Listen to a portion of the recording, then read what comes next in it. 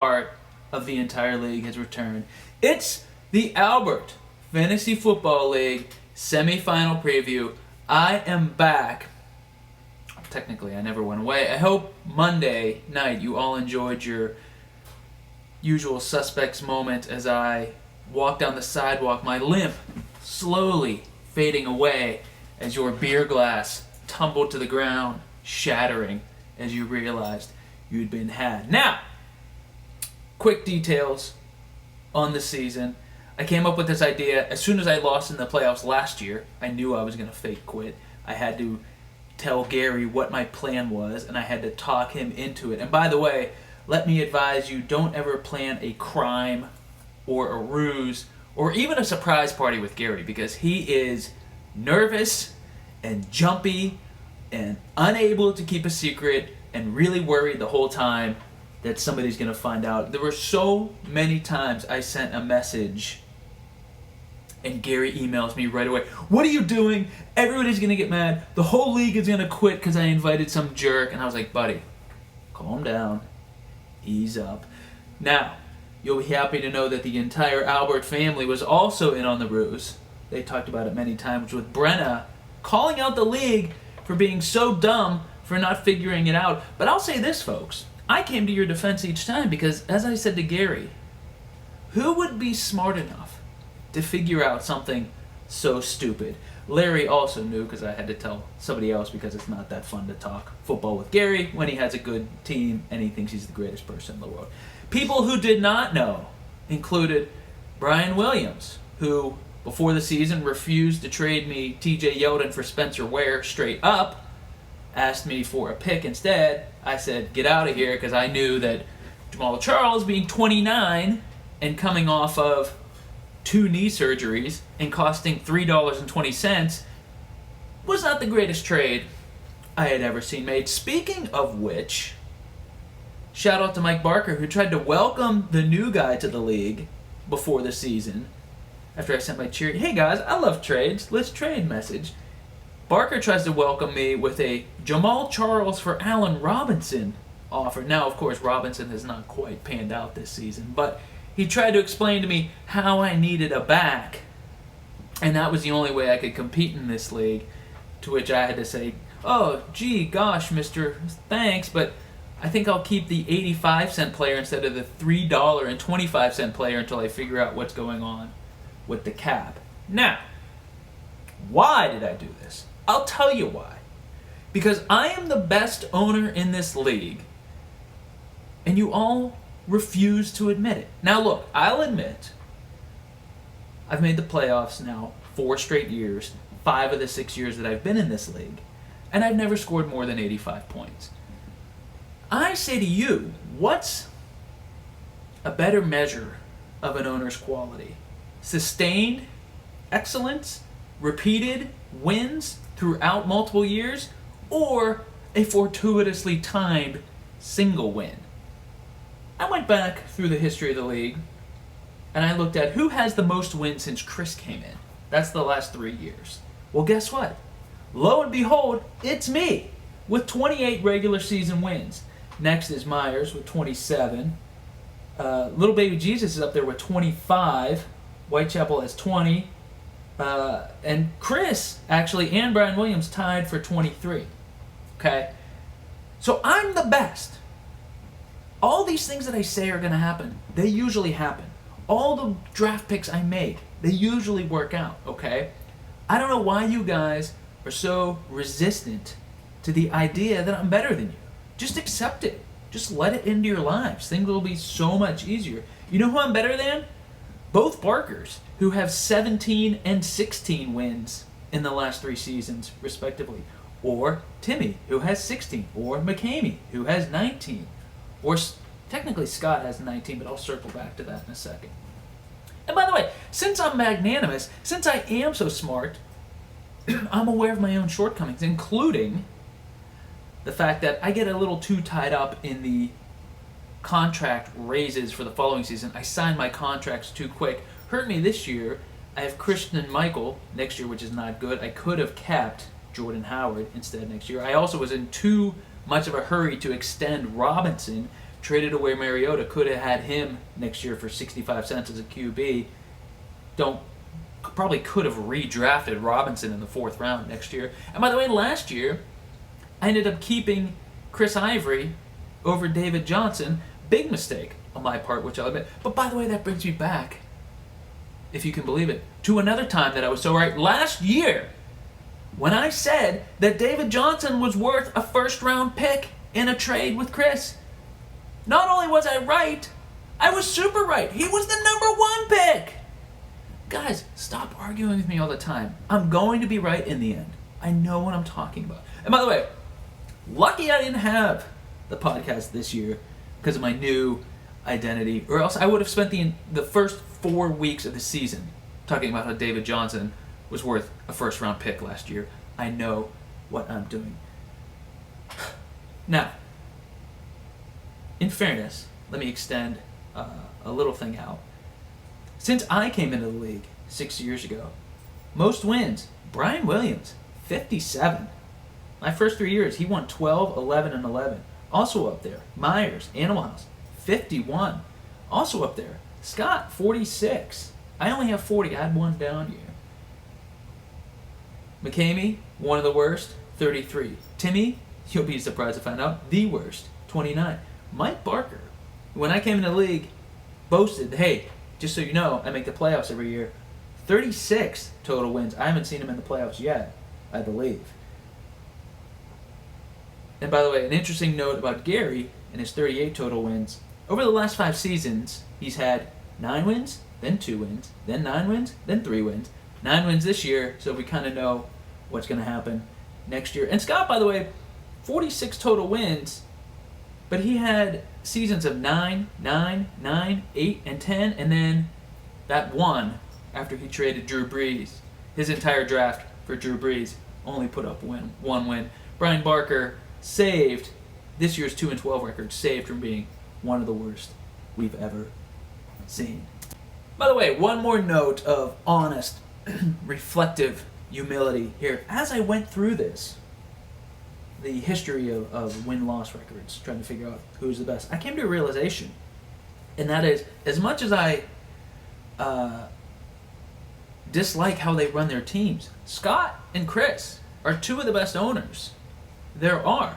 And it made me realize that I think they've actually unlocked the secret of the draft. Now, look, Chris trading a 1st-round pick for Jay Ajayi and then not signing him to a 2-year extension and keeping him, that wasn't the greatest. And Scott giving away his entire draft for Drew Brees, maybe not the greatest. And Scott giving up a lot of picks for Antonio Brown, which, by the way, the second Bry put Antonio Brown on the block, I wrote to Larry and said Scott's going to overpay and he's going to get them. And I'll admit, I was pretty worried about Scott in the playoffs having AB. And maybe Scott franchising AB and AB being $2.30 or whatever next year when he picks up Ben and is paying $5 for 2 players, maybe not the greatest. But I think they've unlocked the secret that it's not actually draft picks. I think the whole league is overvaluing draft picks, myself included, because I am loath to trade them recently. But they have realized that rather than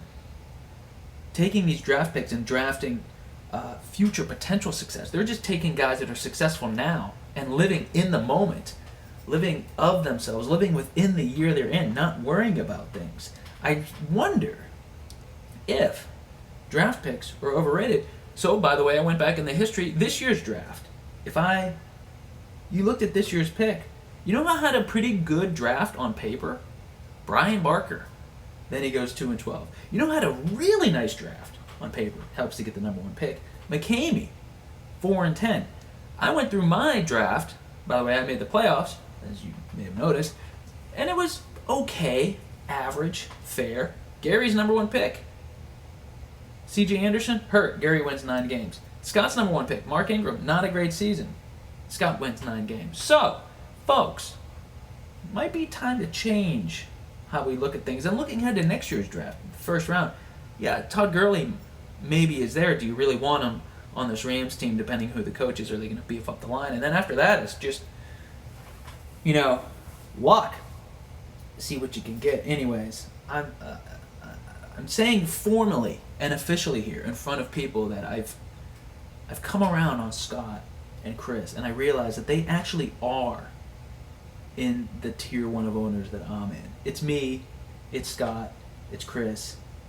I think that might be it. Brian Williams in the past, yeah, but I think, with AB gone and Cam not doing as much, and when he loses Beckham next year, I think Bry's going to be out of the playoffs for the next 3 years. Obviously, neither Barker.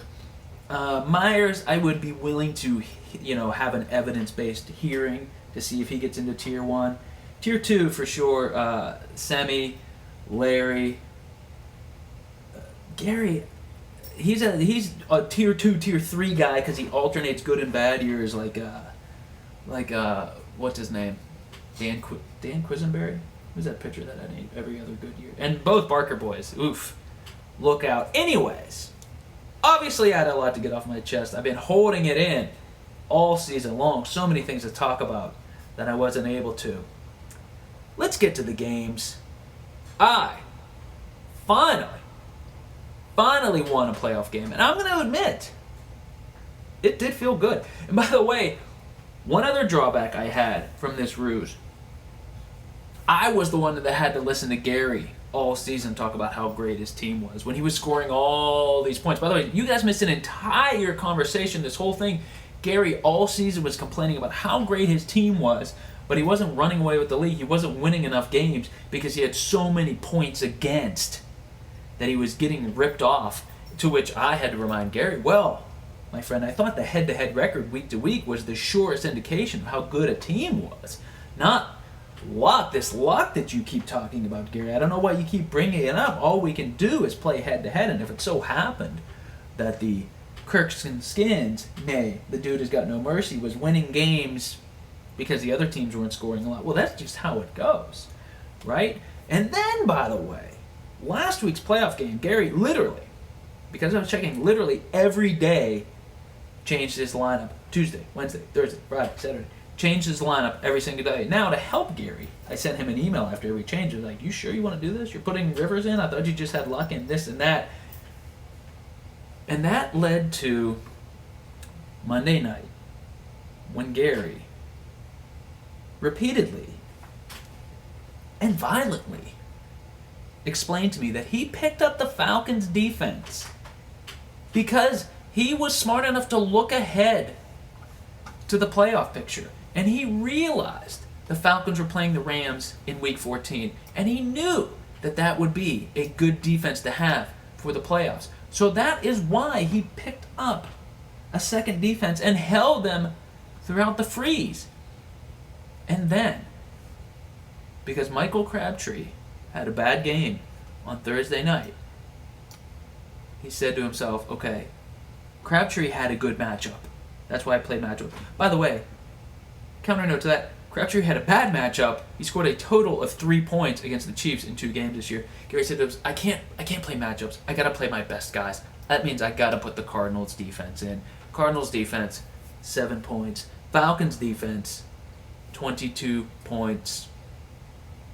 2 defensive touchdowns. Devonta Freeman, 1.8 points against a good Rams defense. LeGarrette Blount, 13 points. Michael Crabtree, 2 points. Demaryius Thomas, 12 points. Gary's starters scored 74. His bench scored 68. I scored 82. I moved on. And here I am in the semifinals. By the way, the 3rd straight year I've made the semifinals. Last 2 years I got buys. I advanced directly to go. I had to earn it this time. And now I play the winner of the best division of football, the Western, which sent all four teams to the playoffs. Possibly the first time in league history that's ever happened. I'm going to leave that one to Gary to look up. Now I am against Semi. Semi started last week, only 3.1 points from Jimmy Graham. Semi going heavy on the Packers this week. Rodgers, Jordy, Ty Montgomery, all in the starting lineup. Now, if I saw that the weather was going to be minus 10 in Chicago with flurries and 20-mile-an-hour wind gusts, I might not load up on that passing offense. Now, of course, he has to play Rodgers. He doesn't have a second quarterback for the playoffs. And I'm sure the fact that Rodgers has not practiced Wednesday, Thursday, or Friday because of his calf injury will be fine. I mean, if you have a muscle injury, it loosens up when the temperature drops to -10, right? I mean, I'm sure he's not going to tweak that during the game and have to come off. I'm sure Scott Tolzien won't even see the field at all. And I'm sure in the wind, he'll be able to really drive off that calf and really get it to Jordy. I'm sure there's no problem there. I'm sure that Semi should not change that. As for Ty Montgomery, okay, sure. I mean, he's a running back now. Packers just converted him. Mike Evans, he might have a good game. When I played Semi in the regular season, I desperately needed that win. Evans caught 2 touchdowns in the first quarter. Against Dallas, pretty good defense, doing things all around. Jonathan Stewart, Redskins defense, not great, but I don't really respect Stewart, so I'm not too worried about that. Texans defense could be in line for Bort Blakels pick 6, so I am a little worried about the Texas defense. But overall, I'm not that worried about Semi this week. I think if the weather in Chicago can hold down the scores of Rodgers, Nelson, and Montgomery, I'm going to be in great shape. But I think if I do win this game, I'm going to have to squeak it out here because I don't...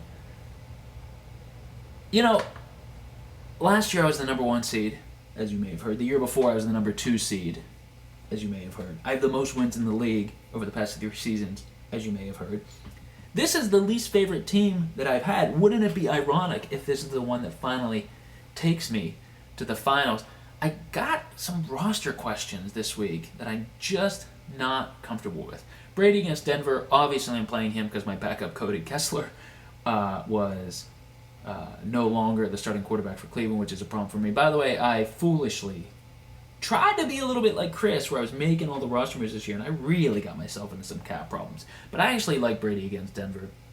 I mean, he got me here last week after beating the Ravens. By the way, watching that 78-yard touchdown pass to Chris Hogan in person with Gary, what a moment. I recommend everybody do that if you get the chance. I do like Jordan Howard against Green Bay, especially if it's going to be cold and windy and the Bears are running the ball. I don't love how the Bears fall behind a touchdown and then they suddenly put Jeremy Langford in. I've seen this for like the past 4 weeks where Howard has 100 yards in the first half on like 10 touches. He's dominating the other team. Bears get down to touchdowns. John Fox puts in Jeremy Langford. First of all, Howard's catching passes. Second of all, he's better. And third of all Langford does is block when you put him in. It's ridiculous. It makes me crazy. Same with Spencer Ware, frankly. The Chiefs have this thing where Ware has a great first quarter. He's running up and down the field, and then Reed benches him for like the last 5 minutes of the first half and the first 5 minutes of the second half. He doesn't play for like an hour of real time, and then doesn't get going anymore. I'm a little worried about Ware. That's the one spot where do I put in Rob Kelly? I don't know, because that Carolina run defense is pretty good, but maybe he can get in the end zone. Do I put in AJ? Cold weather, back from a partial hamstring tear, and the Steelers defense actually playing pretty good lately, but Green is almost a foot taller than Artie Burns.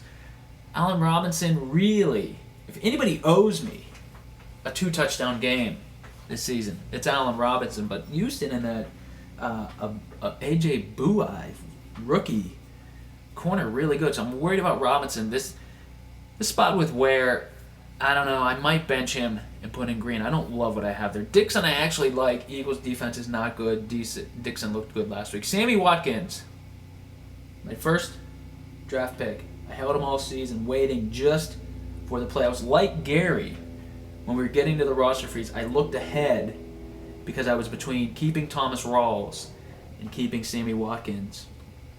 I kept Watkins. And Sammy Watkins, I'm going to tell you right now, is going to deliver 2 touchdowns to me this week. And Cooper, he seems to alternate good games and bad games. He had a bad one last week. Look for him to get a touchdown this week. Hopkins, Big Dustin, number 1 kicker in the league this year, except for, I think, Tucker. But I don't love the Eagles' defense. So I'm really stuck on this Ware thing. If I bench Ware and put in Green, or do I put in Kelly? Frankly, it might be a wash. They might just all score 8 points. But what I'm saying is, the dude has got no mercy. He's going to his first ever Albert Bowl. I'm going to win this game 82-67. Yes, technically keeping my history of never scoring more than 85 points in the playoffs alive. All that means is I'm saving all those points for the finals. And so, the Whitechapel Rippers versus the Ass Tanner. You know, a little background here. When Larry lost to Tim in week 5 and dropped to 1-4, he was ready to begin the fire sale. And look, losing to Tim will make any man doubt that what he's doing is correct. But I said to Larry, hey, look at the rest of the league. It's pretty much garbage. I mean, at least you're not as bad as Brian Barker, who's 0-5. You know, Brian Williams really not doing a whole heck of a lot. You're still in this. All you got to do is get to 8-6 to make the playoffs. 7-7 to even have a chance. And Larry's like, well, of course you're right. Now I feel better because you believe in my team. And he held fast. And now here he is in the semifinals. Just to jump ahead, if he wins this game and then beats me in the finals after I told him to not sell off his team, that'll be a separate moment. We'll handle that then. And I really did want to pick him in this game, but Rawls, who Larry traded to me this season and then ended up back on his team, only 3.9 points last night. I mean, could not get anything going. The Rams front four just caving in the Seahawks offensive line. In fact, Rawls had something like minus 10 yards before contact last night. I mean, it was like the worst total a running back has had as far as getting hit as soon as he gets the ball. And the Seahawks defense, where were they? 4 sacks, hardly gave up any yards, but only 10 points. They couldn't get a pick, couldn't get a pick six, couldn't get a kick return. Rawls couldn't get in the end zone. Just a lot of nothing going on for them. And so as much as I wanted to pick Larry, I'm not sure that I can if he only got 14 points out of 2 positions. Now, Carr should have a good game against San Diego. He should bounce back there. Jeremy Hill, again, Steelers defense playing really tough. They had the Jay Ajayi game, and, of course, they gave up a ton of yards to Elliott, which a lot of teams have done this year.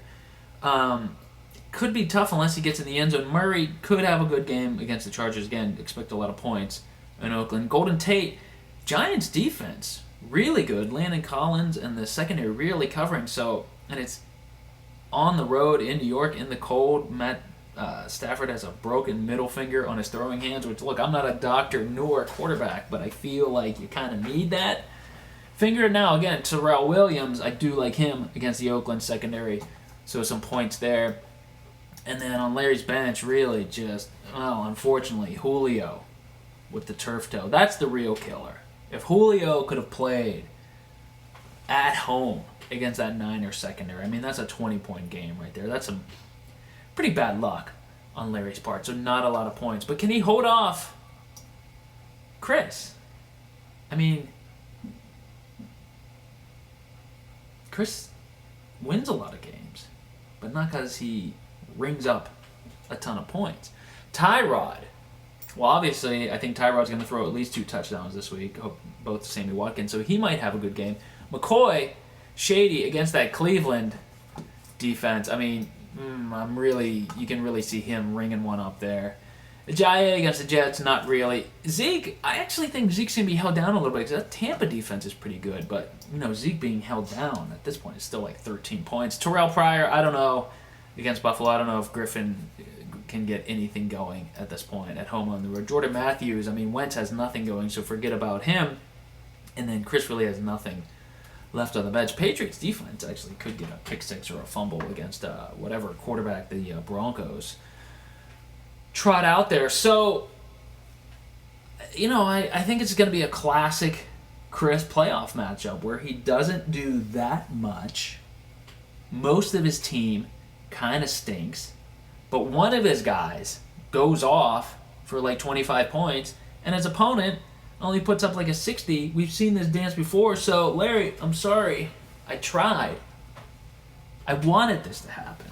I wanted it to be me and you together, standing on the mountaintop, and then we agree, hey, neither one of us is going to put in a valid roster this week, and we're just going to split the title. Just a real Thelma and Louise moment for us, but I just can't see it happening. Shady's just going to have too many points, and Zeke is probably going to put up a late touchdown on Sunday Night Football that just is the icing on the cake. Ass Tanner. 77.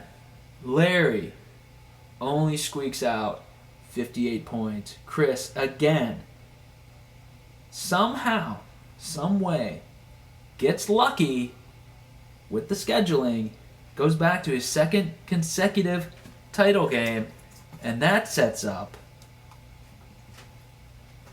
the matchup that this league has really been building towards for the last 3 seasons. The real return of the Jedi. Luke and Vader battle, a little tie-in to a little Star Wars. Everybody's talking about the Star Wars, and hey, I want to be timely for the kids. The big battle, the one that really determines what is the AFFL, what is it trying to do, what is it trying to prove, what is it trying to measure, what is the point, what are we all doing here? Me versus Chris. The battle for the soul of the league. Next week, of course, after Chris and I both vanquish our opponents this week. So, there we go. A triumphant return for the previews. Brian Barker, I gotta say, a 2-12 record is pretty terrible. Not the worst thing you did this season. Your previews. Shot like a hostage video on a shaky phone and just no energy, no passion. Where are the jokes? You know? Where's the hot fire? Where are the good takes? What were you doing? Look, frankly, I'm glad you gave it up after 3 weeks. I'm sorry you went that long. Terrible. Terrible. But don't worry, everybody. Daddy's back. Everything's going to be good again.